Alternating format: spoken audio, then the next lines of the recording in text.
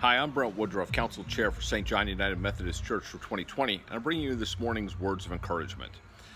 So, the COVID-19 pandemic has affected us in so many different ways, and one of the ways that it probably has impacted you in some way is your health.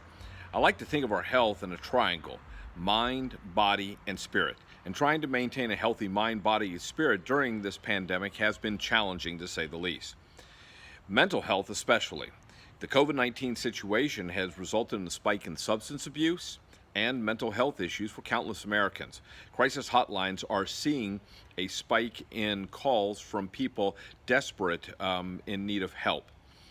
And you probably heard this past week, the singer-songwriter Melissa Etheridge's son passed away after succumbing to an opioid addiction. Depression, addiction, and other mental illnesses are real, and they can have devastating consequences if left untreated for the individuals, their families, and those who care and love them. While this news is hard, there is hope. Addiction treatment centers like the Metro Atlanta Recovery Residences, Al-Anon programs, counseling health centers, and mental health counselors and doctors are available to help those people who have real issues and are in need of help. As you know, May is the Mental Health Month for St. John, and we are highlighting different and local national resources each week to address various aspects of mental health. This week, I'm going to tell you about a great local resource for people of all ages in crisis, the Link Counseling Center located right here in Sandy Springs.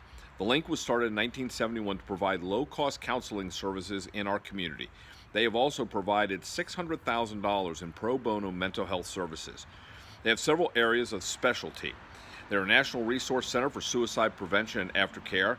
Iris Bolton's son committed suicide in 1977, which prompted her to earn a degree in suicidology and create SOS, Survivors of Suicide Support Groups. This model has become a model for similar programs throughout the nation. They've also a program to provide immediate grief through home visits, ongoing grief groups for surviving families, and community education for suicide prevention. They founded a local chapter of Compassionate Friends, which supports families after the death of child at any age. Individual therapy for adults, marriage and child therapy, individual and group therapy for children and teens, family therapy, expressive art therapy, LGBTQ therapy, women's therapy groups, survivors of childhood sexual abuse, enriched living for the aging and their families. For more information on any of these groups or services, or to make a donation, please call 404-256-9797 or visit their website at www.thelink.org. So I was introduced to the Link after the son of one of my clients committed suicide.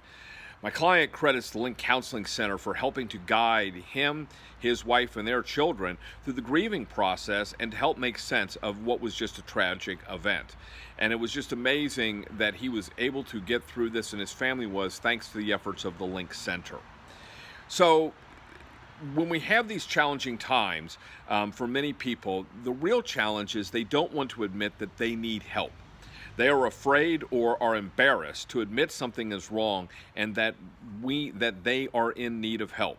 We need to remember that God is always there with us, and God has put people in our lives to help us through these difficult times. The scripture I've chosen for today is the 23rd Psalm. The Lord is my shepherd, I shall not want. He makes me lie down in green pastures. He leads me beside still waters. He restores my soul. He leads me in the path of righteousness for name's sake. Even though I walk through the valley of the shadow of death, I will fear no evil, for you are with me. Your rod and your staff, they comfort me. You prepare a table before me in the presence of my enemies. You anoint my head with oil, my cup overflows.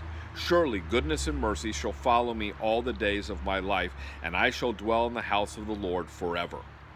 The 23rd Psalm reminds me that during challenging times like the COVID-19 crisis and difficult days, God is with me, and knowing that He is with me is a comfort to my soul.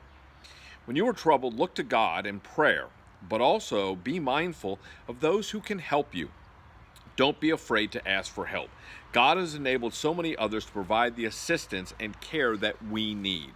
And we should not be embarrassed or afraid to reach out and ask for that. I'm so thankful for the agencies like the Link Counseling Center to provide great therapies and programs for children, teens, and adults. And please remember this: it's okay to reach out for help. I hope you have a great week, and God bless you.